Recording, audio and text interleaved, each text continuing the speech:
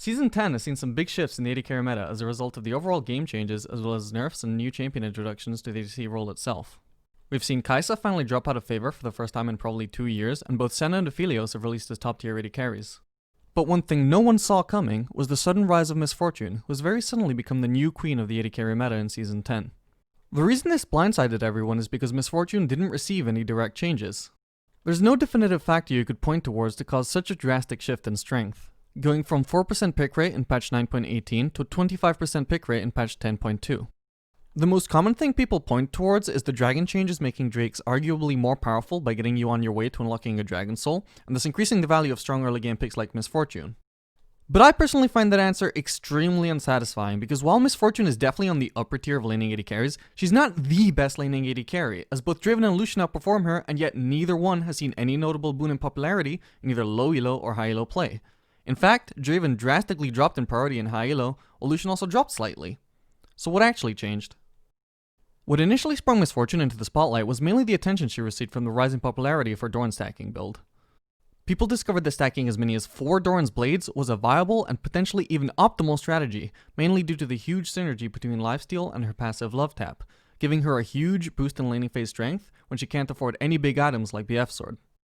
And with this increase in attention, people were quick to discard lethality builds and establish crit builds as optimal. And this is what I believe is actually the biggest factor leading to her rise in priority. Because Miss Fortune's win rate when rushing Essence Reaver isn't any better now than it was in patch 9.18. While the Doran stacking certainly benefits her, I think its value is also greatly overstated, especially in games where you could just afford to buy a BF sword or a Caulfield's Warhammer on your first pack anyway. And while the explosion of Miss Fortune's priority almost perfectly coincided with the Season 10 changes, it wasn't actually a perfect correlation. Miss Fortune's pick rate in Master and above was steadily rising by an average 1% on each patch from 9.18 to 9.20, before increasing another 2% on patch 9.21, then finally exploding by another 5% on patch 9.22, along with a 4% increase in ban rate when the Doran stacking strategy went viral. This was one patch before Season 10 even started, but this was the spark that led to her priority blowing up as fast as it did, and arguably her rise was already underway given the steady rise of her pick rate in high elo games. All the Doran stacking really did was put enough eyes on her to greatly accelerate that rise. So it's likely that any factors benefiting Miss Fortune as a result of the Season 10 changes have actually very little to do with what makes Miss Fortune so strong in Season 10. It just took Doran stacking going viral for high-low players to give her enough attention to figure out her optimal builds, and it turns out that those optimal builds have actually been strong as hell for a long-ass time now. Which, someone like me who actually pays attention to these random statistics could have told you literally a year ago. But yeah, sure, go off about how win rates don't mean anything. It's not like I predicted the rise of Sivir, Jinx, Crit, Miss Fortune, and Mage bot lanes just by looking at win rates or anything. No, definitely no value to those.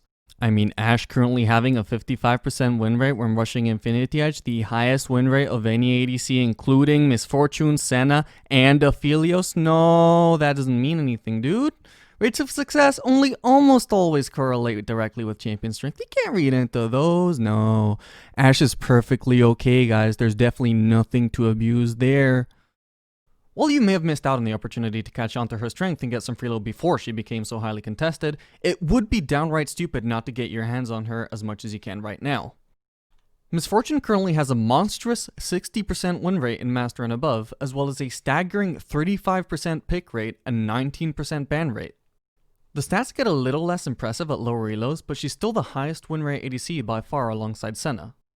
Well, aside from Infinity Edge Rush Ashe, of course, but as we've already established, that definitely doesn't mean anything, and you definitely should not be abusing Ashe for free LP right now, because there's absolutely nothing to abuse, guys. Win rates don't mean anything. And because Infinity Edge Rush Ashe is absolutely anything but broken, simply put, if you're not playing Miss Fortune right now, you're at a disadvantage to those who are. Not to mention, one of the biggest things Miss Fortune has going for her is that she's easy as hell. An actual chimpanzee could play Miss Fortune. Have you ever played against one? You literally cannot approach the wave at all, lest her Q chunk you out for half your HP, and if through some form of miracle, she still manages to miss it, even though it doesn't even need aiming, that's cool, because it costs absolutely no mana, and has absolutely no cooldown, because consequences are for pussies. For most AD carries, the dream teamfight is perfect mechanical execution of all their abilities, combined with frame-perfect kiting and aura blocking to maintain proper distance from the enemy threats, dodging all incoming skill shots, all while outputting maximum damage. For Miss Fortune, the dream team fight is to press R and they all die. She wants to press R and make 0 additional actions for the next 3 seconds and just watch them die. What kind of an abomination of an ADC playstyle is that? At 3 seconds!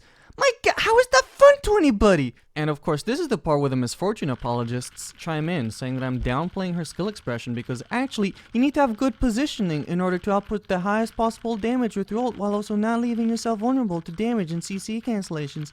And honestly, just shut the fuck up, Randy. Every ADC needs to position well. It's not unique, it's not new, it's standard. And if you learn to position properly and learn to click your art button, then congratulations, you have just mastered teamfighting on Miss Fortune. And we are all so impressed, man. So fucking impressed. God damn, I hate Miss Fortune.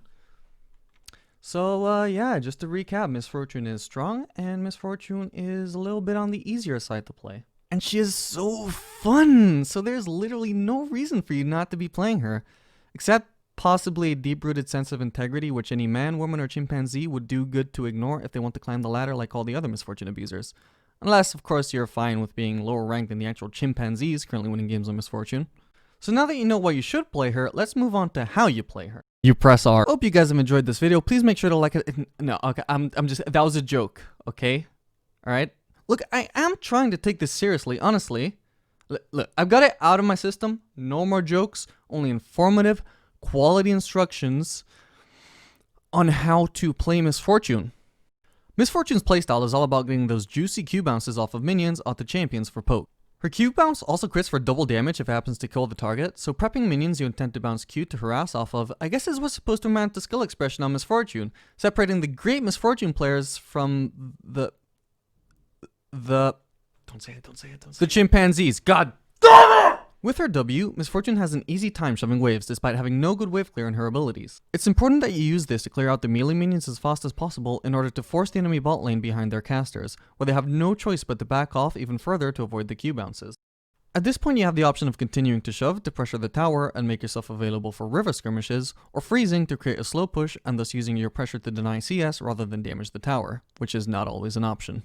Most people even in high-elo start Q level 1, but unless you have a dominant matchup, I recommend instead starting W to get started on shoving, since it's hard to get Q bounces off without out-shoving or otherwise mildly zoning your opponent behind their caster line first, and there are very few champions who can out-shove W start Miss Fortune at level 1 anyway.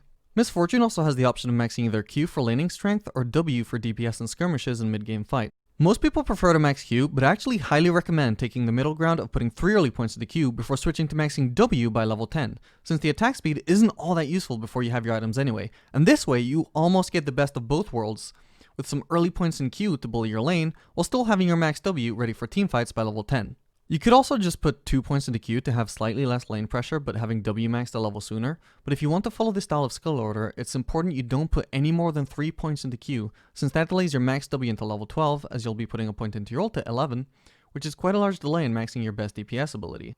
And the whole point of this style of skilling order is to have your W maxed well in time for mid game when it shines, but without having to start maxing it in early levels when Q shines. This skill order is what makes the most sense to me, and according to stat sites at least, it is actually the best one by a pretty large margin. Not that win rates mean anything. Miss Fortune best synergizes with aggressive, lane-dominant engage support such as Leona, Nautilus, Thresh, and Blitzcrank, who can lock someone down for a deadly combination of chain CC and bullet time. Additionally, Nami and Taric are both very good on this patch and equally great options to pair with Miss Fortune despite not actually having much synergy with her playstyle.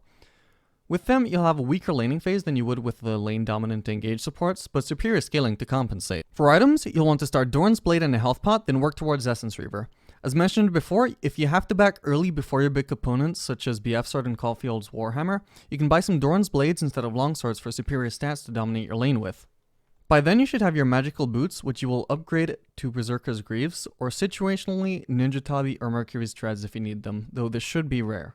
Then head towards Infinity Edge, followed by Fire Cannon or Phantom Dancer for survivability, and then whichever you didn't build to max out your crit chance. Finish your build with either a Guardian Angel or any situational item you might need such as Mercurial Scimitar, Lord Dominic's Regards, Mortal Reminder, or more of Mortius, in which case you'd want to swap out the Phantom Dancer for a Static Shiv.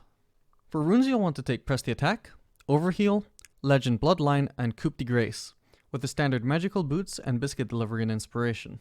Most of it is self-explanatory, but it's worth noting that Legend Bloodline is far superior to Legend Alacrity, because Miss Fortune's passive as well as her Q both lifesteal off of all extra damage dealt, making her synergize far more great with lifesteal than the average AD carry, which the rune is balanced around. Similarly, you want Overheal because her great use of lifesteal means she can build up the shield up quite easily, especially once you've stacked up Bloodline or if you've bought multiple Doran's Blades. With all of this, you are now ready to dominate the Rift with the new queen of the ADC role. And I, for one, welcome our new skillless overlord. As you can see, I too have been dominating all my Miss Fortune games, and if you didn't believe me before, then that's all the proof you need that an actual chimpanzee can in fact play Miss Fortune.